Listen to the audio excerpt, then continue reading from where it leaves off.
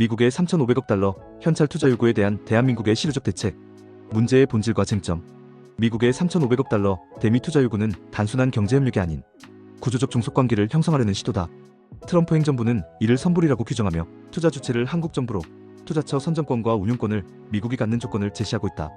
이는 외환보 유액 대비 84%에 달하는 규모로 사실상 경제적 주권 포기를 요구하는 것과 다름없다. 자금 조달 방식의 현실적 제약. 외환보 유액 위기와 통화 스와프 전략. 3,500억 달러는 한국 외환보 유액 4,163억 달러의 84%에 해당하는 규모다.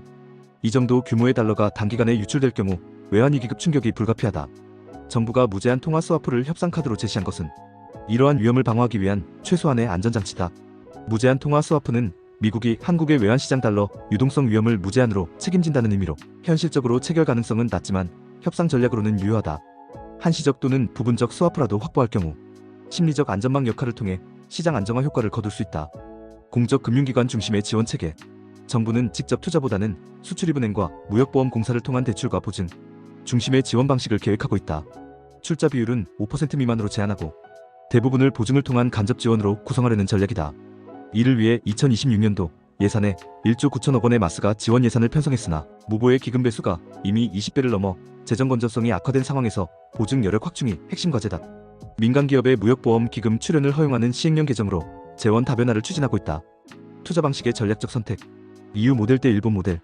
일본은 투자 주체를 정부로, 투자처 선정과 운용권을 미국에 일임하는 방식에 합의했다.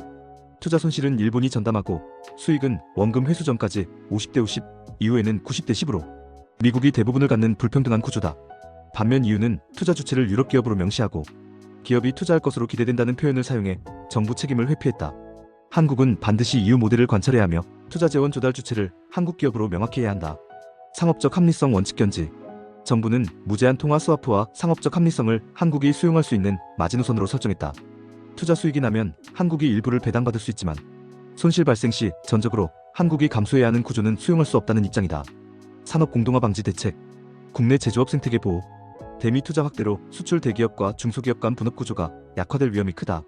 미국 현지 투자가 늘면서 핵심 기술까지 이전될 가능성이 높아 과거 중국 진출과는 차원이 다른 문제다.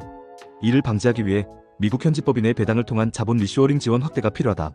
해외 현지 법인이 국내 본사로 배당할 때 현지 과세당국에 납부하는 배당세에 대한 세액공제 등 세제 지원을 강화해야 한다. 첨단 산업 국내 기반 강화.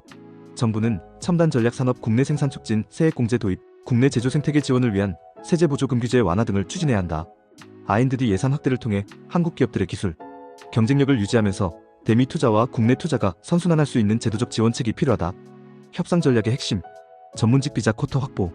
미국 내 한국 투자기업에서 근무할 한국 인력을 위한 전문직 비자 쿼터 신설을 합의 이행 조건으로 관철해야 한다. 현대차, LG에너지솔루션 조지아 공장 사례에서 확인된 바와 같이 비자 문제가 해결되지 않으면 정상적 사업 추진이 불가능하다. 협상 기간 연장과 조건부 합의. 협상 장기화에 대한 우려가 있지만 정부는 협상 기간과 국익이 꼭 연결되지 않는다는 입장을 견지하고 있다. 미국의 불합리한 조건 강요에 대해서는 판을 깨는 것도 불사해야 한다는 원칙을 세워야 한다. 리스크 관리 체계 구축. 금융시장 안정화 방안. 35조 원 규모의 기업 지원책을 통해 대미 투자와 관세 충격에 대응하고 있다. 중소기업 상환 부담 완화를 위해 영업점 전결. 금리 우대 적용 대출 규모를 기존 1조 5천억 원에서 3조 원으로 확대했다. 다각적 대응 체계. 정부는 비상수출 대책 마련, 수출기업 무역금융 지원 확대, 중견 중소기업 물류 마케팅 활동 지원, 수출 인증 간소화 등을 추진하고 있다. 유통기업에 대한 지원 대책도 병행해 국내 복귀를 유도하고 있다. 결론. 미국의 3,500억 달러 투자 요구에 대한 실효적 대책은 첫째, 투자 주체를 한국 기업으로 명확히 하여 정부 책임을 회피하는 EU 모델 관철. 둘째, 무제한 통화 스와프를 통한 외환시장 안정장치 확보. 셋째, 공적 금융기관의 보증 중심 간접 지원으로 직접 부담 최소화. 넷째, 국내 제조업 생태계 보호를 위한 리쇼어링 지원 강화. 다섯째, 전문직 비자 쿼터 확보를 통한 실질적 협력 기반 마련이다. 무엇보다 상업적 합리성 원칙을 견지하면서 미국의 일방적 조건 강요에는 협상 중단도 불사하는 강력한 의지를 보여야 한다. 이는 경제적 주권을 지키면서도 한미동맹을 유지할 수 있는 최적의 전략이다.